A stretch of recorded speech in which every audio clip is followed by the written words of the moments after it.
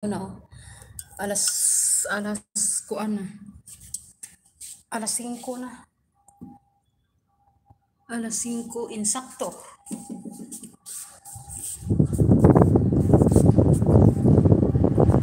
Hi. Hi, Aking. Ayan yung laruan niya, guys. Oh. Ayaw ng boss ko na palaruan kasi mahal daw yan na laruan. Kaya nilabahan ko na lang siya at nagalit yung tuta, nakita yan. Tinahulan niya. Siguro sabi niya, sa isip niya ba, bakit nandyan yung laruan ko? Yan, patapos ako, guys, kaya ako lumabas dito. Oy, hoy! Shh! Laki! Huwag kang magtilis sa paso. Bugoy ng iro, guys, kay galing aso talaga pa, tilis sa paso, tikangkang.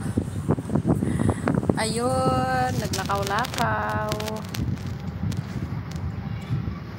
Maganda pala dito view. Pwede naman ako dito mag-live pag wala sila, pero pag nandyan, hindi pwede. Kaya ganihap.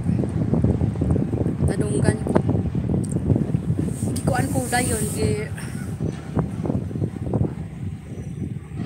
mute ako dayon. Mamila, thank you, Ate Shali. Sisi Emma.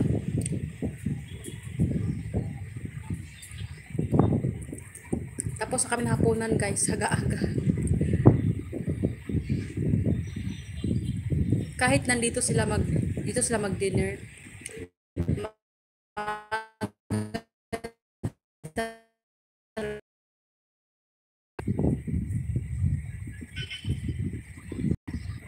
Yung ulam namin, yung ulam ng tanghalian, yun.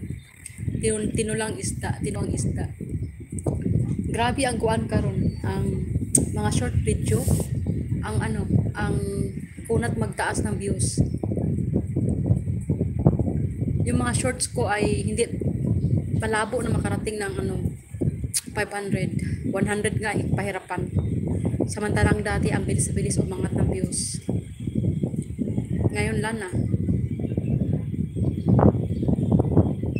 Ganyan na siya, guys. So malibang or magtuliyok pa daan. Ayan, hian agtali niya. Oh my god. Kailangan ko lang palitan ng tali. Ayan, tali na hian niya. Kailangan talaga yan siya pag nandyan, may i-assist siya kasi mahian yung kanyang tali. Naihian talaga ang tali niya. Isang araw din, taihan.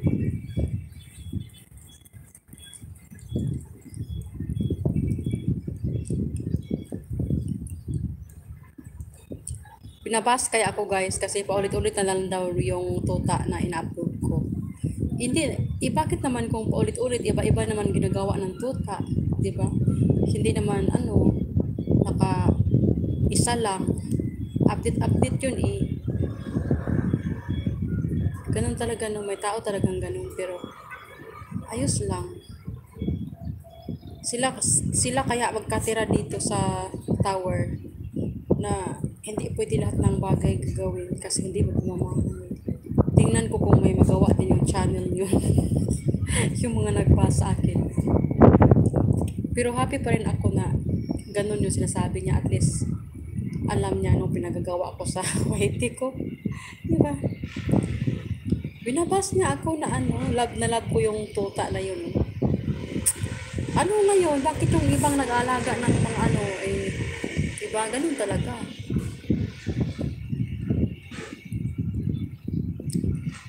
Aking! Hello, Aking! Na ako tatong oras. Ako, guys, maglinis ako ngayon ng aquarium kasi walang dinner dito, kaya okay lang na maglinis ako ng aquarium kahit alas 5 pasado na kasi kahapon naman doon ako sa kabila naglilinis sa office, doon sa master room may aquarium din doon, yun yung nilinis ko kahapon. Ngayon naman dito naman ako sa family room maglilinis. Nakanda na yung water ko doon. Pagtapos ko ng live na to ay punta na ako sa aquarium para maglinis. I-highlights ko nga to, subukan ko.